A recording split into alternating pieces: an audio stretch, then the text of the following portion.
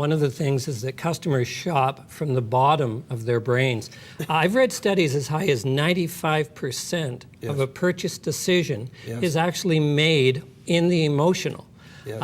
There was one study that had people go to a grocery store, in fact, and they watched the people's eyes and they kept track of where they looked and what it was they were registering and so on as they approached the shelf. Yes. And let's say they were looking for toothpaste. So they would go in saying, well, I'm an intelligent shopper. I've researched this purchase. I've read all the latest stuff. I know the commercials and so on and so forth. And that was in their head. And they would say that to the researchers ahead of time. But when they actually went into the store and went shopping, they went straight to their preferred brand. They reached it off the shelf, put it into the cart. Yeah. In other words, it was all in the emotion. They were just on autopilot. Well, all of the brands that I just mentioned, from Walt Disney to Steve Jobs to Guy Laliberté, Cirque du Soleil, all of those products are charging a very premium price, a significant premium price. Right. And the reason that they are able to do that is that they are offering this emotional component to the product that they're selling. If you look just technically, are the Apple products superior? Sometimes yes, probably, sometimes no. All of that is totally irrelevant. Yeah. All of the things that Apple does are in the emotional. It's not the logical, the gigabytes and the speeds and all of these things. What it is really is this is special, this is emotional, I'm somebody. It hits all of these buying motives because Steve Jobs has been telling them for years that that's what it is. Most of the laptops you see in the local Starbucks or the local blends are that way too. Yeah. They all have the Apple. Yeah. That's what's special. That's the one that I want to carry. That's the one that I want. You mentioned movies, as you know. Every movie that has a hero or a heroine has an I want moment. In musical theater, there's an I want, it's a big song in Act One. It's saying this is what the heroine wants, this is the challenge that I have to overcome. And the I want, enchanted evening. it's exactly. And so when you take that into the consumer area, what happens is that the I want is now applied to something like a Disneyland vacation, an Apple computer, or a Cirque du Soleil show in Las Vegas. They are all special, and it's all in the emotion. Well, that's a terrible place to be. Don't be in the middle. Don't be in the middle no matter what you are doing, no matter what product you're offering, what service you're offering, you have to get out of the middle. So for example— What does that mean? Well, it means that you have to decide, are you going to be selling a cheap product, or are you going to be selling an expensive product? Because moderate every day, you won't do it. Are you going to be selling a value product, a commodity, something that you could almost buy at Walmart? You got to be Target or are you going to, or are you going to buy at the top end of the market? Are you going to be selling quality? You have to know which one you are, because that's the only way that the customers will know what store to go to. Try.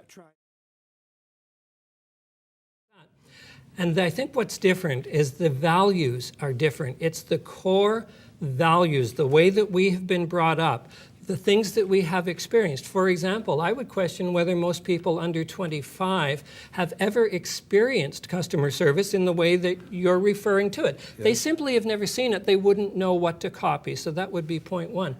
But point two, and this is one of the things where I really emphasize in my workshops and presentations, the difficulty is the business owner who did a value statement, who did a mission statement, as you said, for the department store, who perhaps even got into a few basic things, you know, but in the end, that's where the process stopped. They put a plaque on the wall, or they put a sign on the wall, or they put it in the employee handbook, and they never did anything with it. We're going to come to Disney in a minute, but one of the things they do is that they have 4 very identifiable service standards that flow directly from the values and from the mission, and now we have 4 service standards. And those 4 service standards tell employees exactly how to make any decision that's facing them so that they are in line with the values of the organization. That's what was missing at Woodward, and that's what is missing, I would guess, at about 80% of the businesses where you find unsatisfactory service. So because the millennials have watched the baby boomers, they've watched very many of us burn out, throw our lives away in pursuit of the almighty dollar and climbing the corporate ladder, and our children, thankfully, I think have come up and are saying, I want to have a more balanced life. I want to have time for work, but I also want to have time for my friends. I want to have time for recreation. I want to have time just to kick back and cheer the Canucks. Yeah. And there's nothing inherently wrong with that. I would go back again to the hiring when we talked about Jeannie, the person. Yeah. And the question is, what values did she exhibit in the hiring interview, and were those values in line with what the owner was looking for and what he or she wanted that business to represent? Let me talk for... And basically what he sent me was a 23-page document of letters that the city had gotten about their various employees who were caught doing something right. In other words, they have introduced customer service as a value in the city. This is something, city government. This is something that we want as a city government. We want to give customer service. As a city engineering fellow had been out in the street with his partner. They were doing some work, and they found this dog, young dog. It wasn't an old dog at all, just a young dog, very active in a high traffic area of the city.